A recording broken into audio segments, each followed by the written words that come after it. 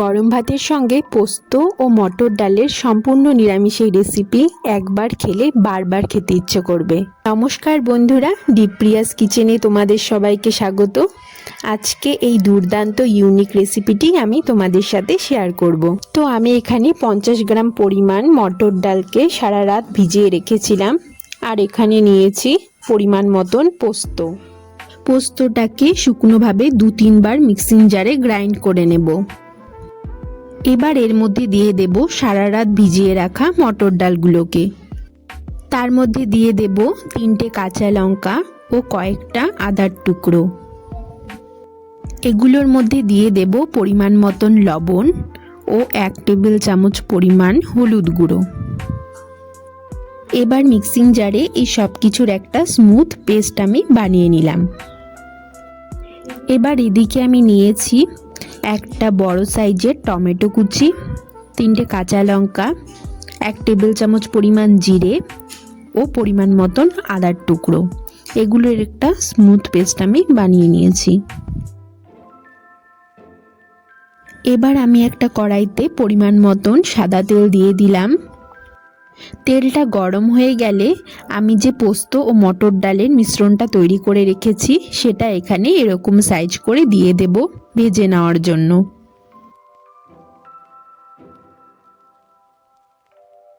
বড়াগুলোর ভেতরেও যাতে ভালো করে ভাজা হয়ে যায় সেজন্য এগুলোকে সময় নিয়ে মিডিয়াম টু লো ফ্লেমে ভালো করে ভেজে নিতে হবে। বড়াগুলোর এক পাশটা ভাজা হয়ে গেলে আমি অপর পাশ উল্টে দেব ভেজে নেওয়ার জন্য। বড়াগুলো লাল লাল করে ভেজে নেওয়ার পর আমি এগুলোকে একটি পাত্রে তুলে রাখব।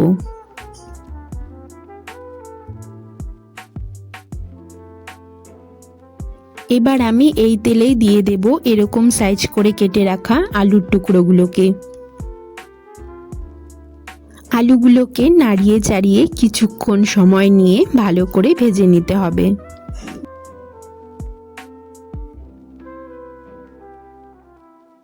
আলুগুলো মোটামুটি ভাজা হয়ে গেলে আমি এগুলোকে নামিয়ে রাখবো।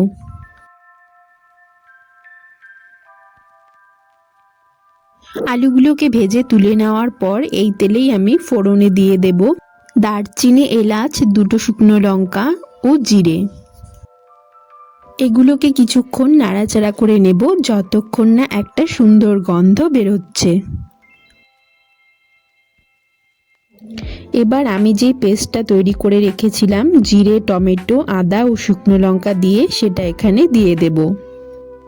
মশলাটাকে খুব ভালো করে নাড়াচাড়া করে নিতে হবে। যতক্ষণ না মশলাটা ভালো করে ভাজা হয়ে যাচ্ছে ও এর থেকে তেল ছেড়ে আসছে ততক্ষণ ভালো করে নাড়াচাড়া করে নিতে হবে।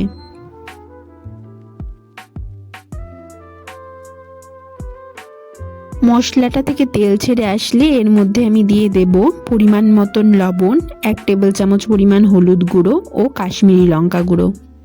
এগুলো দিয়ে মশলাটাকে সামান্য নাড়াচাড়া করে এর মধ্যে আমি পরিমাণ মতন জল দিয়ে দেব।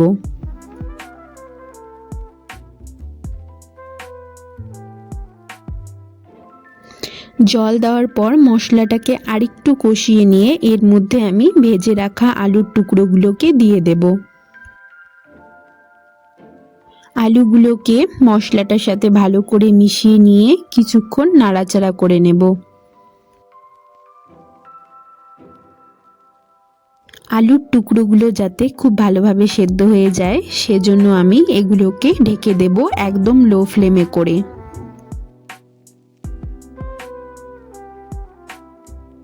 প্রায় 5 থেকে 6 মিনিট আলুগুলোকে খুব ভালোভাবে সেদ্ধ করে নেওয়ার পর এগুলোকে আবারও কিছুক্ষণ আমি নাড়িয়ে চাড়িয়ে নেব। এবার এর মধ্যে দিয়ে দেব পরিমাণ মতন জল। জল দিয়ে মশলাটাকে খুব ভালো করে মিশিয়ে নেব। ঝোলটা ফুটে আসলে পরে মটর ডাল ও পোস্তর যে বড়াগুলো আমি করে রেখেছিলাম সেগুলো এখানে দিয়ে দেব। বড়াগুলোকে ঝোলের সাথে খুব ভালোভাবে মিশিয়ে নিতে হবে। এবার এর মধ্যে আমি দিয়ে দেব স্বাদ মতন চিনি। নামানোর আগে 1 টেবিল চামচ পরিমাণ ঘি এর মধ্যে আমি দিয়ে দিলাম। ঘি দিয়ে ভালো করে মিশিয়ে নিয়ে নামিয়ে নিলেই তৈরি হয়ে যাবে আজকের এই অপূর্ব স্বাদের রেসিপিটি। এই সম্পূর্ণ নিরামিষ রেসিপিটি বাড়িতে অবশ্যই একবার এইভাবে ট্রাই করবে। রান্নাটি ভালো লাগলে চ্যানেলটিকে অবশ্যই সাবস্ক্রাইব করবে, লাইক, শেয়ার আর কমেন্টে জানাবে যে রেসিপিটি তোমাদের কেমন লাগলো। ধন্যবাদ।